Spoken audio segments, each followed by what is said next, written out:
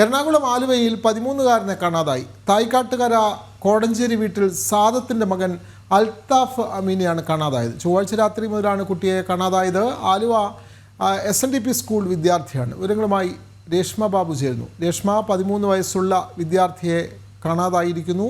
കൂടുതൽ വിവരങ്ങൾ.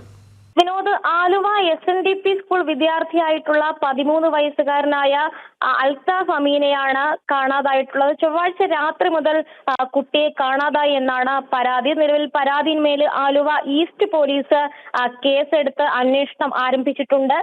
കോടഞ്ചേരി വീട്ടിൽ തായ്ക്കാട്ടുകര സ്വദേശിയായിട്ടുള്ള സാദത്തിന്റെ മകൻ ആണ് അൽത്താഫ്. രാത്രി മുതൽ കുട്ടിയെ കാണാനായില്ല എന്നാണ് പരാതിയിൽ രക്ഷകർത്താക്കൾ പറയുന്നത്. ഈ ആലുവ മേഖല എന്ന് പറയുന്നത് ലഹരി കടത്തുകാരുടെ ഒരു പ്രദേശം കൂടിയാണ്. ഈ ഒരു മേഖല കേന്ദ്രീകരിച്ചും നിലവിൽ പോലീസിന്റെ അന്വേഷണം പുരോഗമിക്കുന്നുണ്ട്.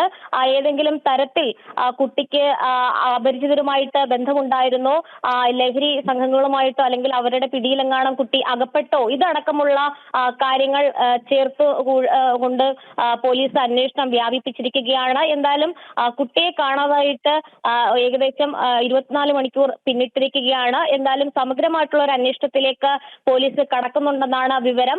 വരും മണിക്കൂറുകളിൽ കൂടുതൽ മേഖലകൾ കേന്ദ്രീകരിച്ചുള്ള ഒരു അന്വേഷണത്തിലേക്കായിരിക്കും പോലീസ് കടക്കുക. വിനോദ്.